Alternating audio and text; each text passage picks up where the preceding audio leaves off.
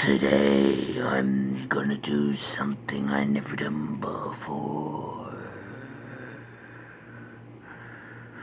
But first, if you don't know me, allow me to introduce myself. My name is Mr. HorrorMan, but you can call me Mr. Horror Dude or Mr. Horror for short.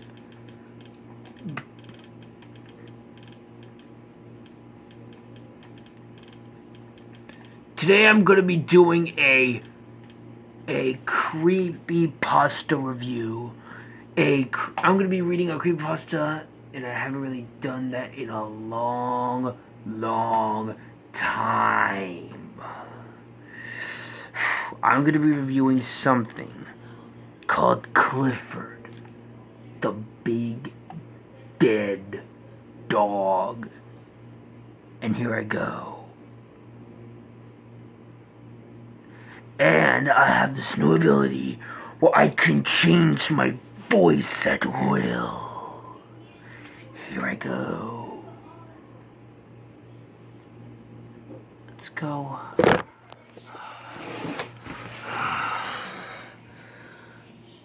I'm sure you all know about the classic book series, Clifford the Big Red Dog, by Norman Bridwell. You know the books consisting of a girl named Emily Elizabeth, who loved a tiny dog so much he grew into a big red dog. Yeah, that one. The book series has originally published in 1963. It was written by Norman Bridwell and was also turned into a cartoon series consisting of the same plot. My little sister actually loved this particular book. She had every book in the series, exactly up to date, or so I thought.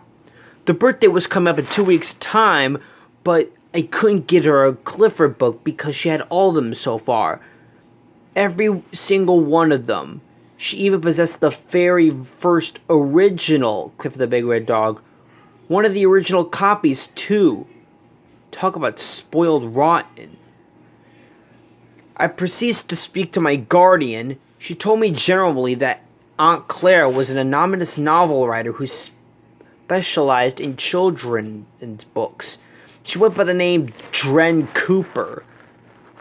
Dren, what a strange name. But what does this have to do with your sister's birthday? I only have 2 weeks left. She even spoke about how Aunt Claire had been driven to insanity. Your Aunt Claire was a possessive child. If Aunt Claire owned something, she wouldn't let it go. Then one day, I've been giving in a Clifford book. I had to hide it from my daughter. I looked at the cover. It worried me a little. The cover consists of Clifford lying down in his kennel, asleep. It was gray in the background, or at least a stone gray hue. It appeared to be raining. A red outline was drawn on all of the characters, and full red for the dog, which appeared to be sleeping. A few people were surrounding it, each of them with a sad expression on their face. Emily Elizabeth, the young girl, who's the owner of Clifford, was hugging the dog's nose that was bigger than her. She had a tear streaming down her face. And the 2 dogs, Cleo and T-Bone, also appeared saddened. What kind of book is this? I thought aloud. What kind of book is what? I heard Anya, my little sister, high-pitched voice, squeal in my doorway. I gasped quickly and shoved the book into my bag before she seen it. Nothing. Don't worry about it, okay?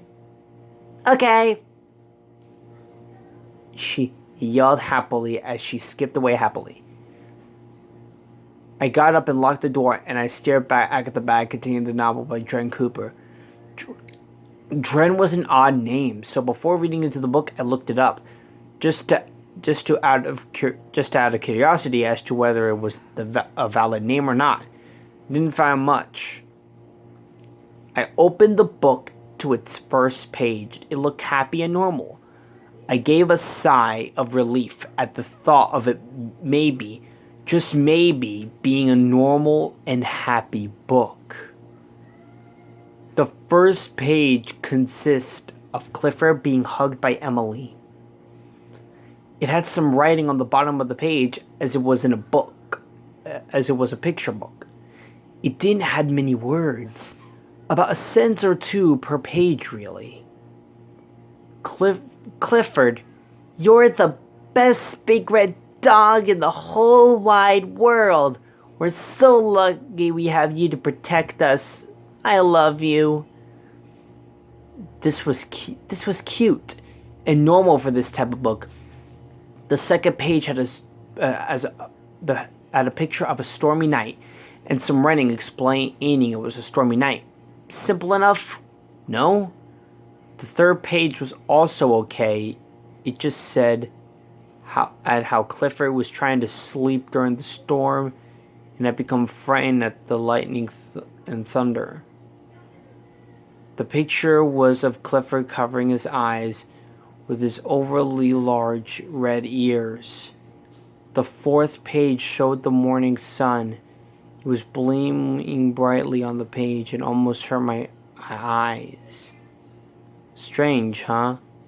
It showed Clifford and with a not so happy look on his face, but more of a face covered in paranoia and scares. It said Clifford woke up that morning, still scared of the noises and flashing lights from that night. He sat by Emily's window and waited for her to wake up.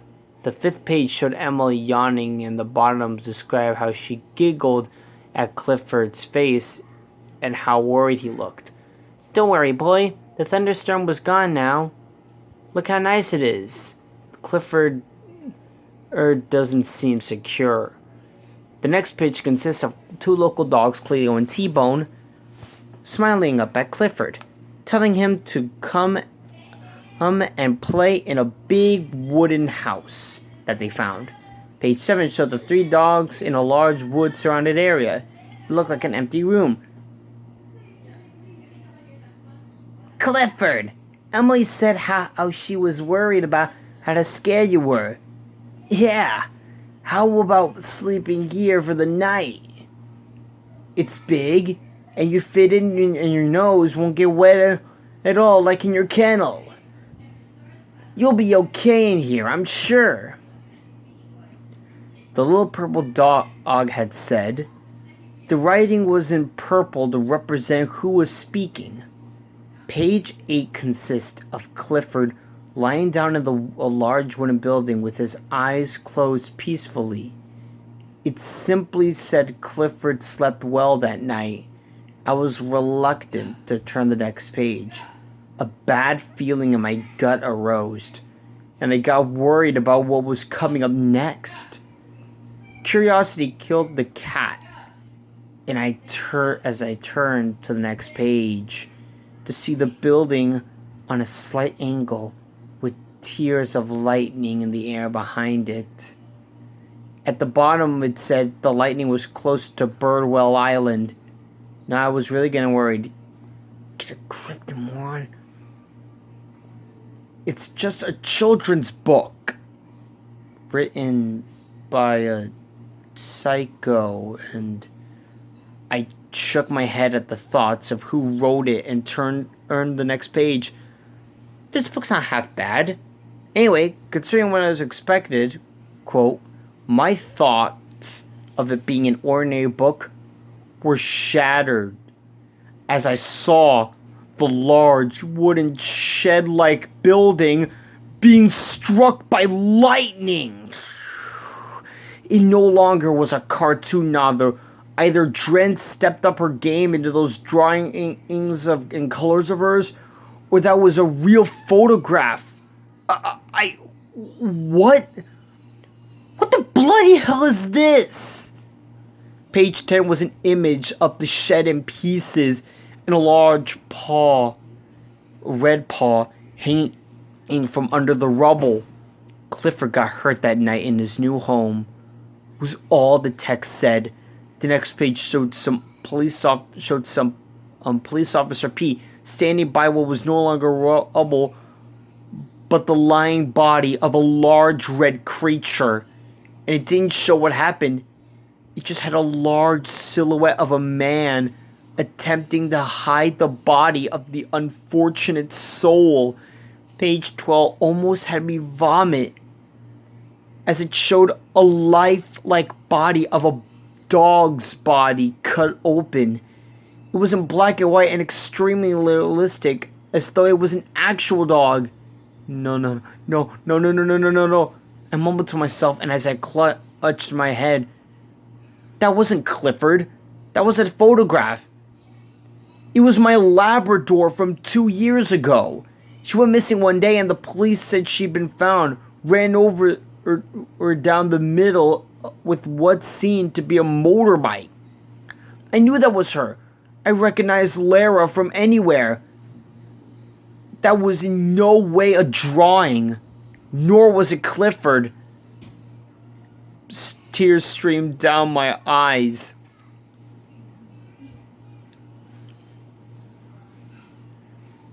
As I turned page 12 to see what was on the last page, to my surprise, it was the same picture as the cover. But instead of the title Clifford the Big Red Dog, it said Clifford the Big Dead Dog. In a bone-chilling red. I also looked closer into the final picture. It was not the exact same. Emily wasn't hugging her dog, however, she was there in the background. Look past Jetta and Charlie. Behind them was a tree, and a familiar blonde-haired girl wearing a pink top, black skirt, and striped knee-high socks. It was hanging Emily. Her body was limp and lifeless. She wasn't much more than a silhouette, but it chilled me to the bone. No pun intended. I put the book back in my bag and went out. I went to go buy Anya a cute charm bracelet. It was worth all the money I had, as I originally wanted to save it up. But I couldn't give her that thing, nor did I have any other present for her. I've never looked at Clifford the same since. I can't stand watching the program, the movies, or even pick up another book. I tore up that copy using a paper shredder. The only copy that ever existed. And now I'll never see it again. The only time I'll see it now is in my nightmares.